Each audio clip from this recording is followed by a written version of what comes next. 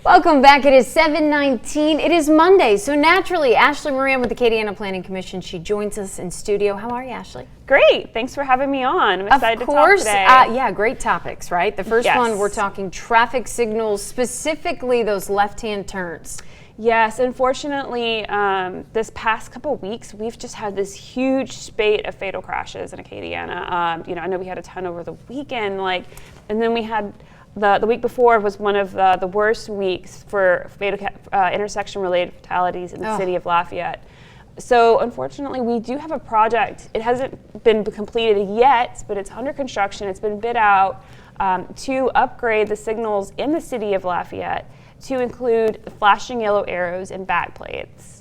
So the flashing yellow arrow, I mean, that'll make a huge difference, right? For these left turn crashes, they're a big deal. So a lot of these fatalities involve people making left turns under what we call a permitted signal, where they could make the left turn, but they're really supposed to yield to oncoming traffic. Right. We see that all the time, right? Yeah, and that's a really common fatality type. So the flashing yellow arrow really helps to build an extra level of awareness, because a lot of times when people see that green ball and they know that they can go, but it's not protected, they just don't give it the same level of caution as they do with that yellow. Something about that yellow signal just really drives home that you have to yield. It's so true. And it's just, it's understandable. I mean, most of the time when you see a green ball and you're driving, you think, hey, 100% go. It's my turn. Yeah. And so that flashing yellow arrow really is very effective at reducing these type of collisions. There's one on Camellia, right? Yes. So Lafayette was actually the first place in the state to have them. We put them in about 13 years ago. Yeah. And so the state has only come on board with this about a few years ago, about 2 or 3 years ago. So actually,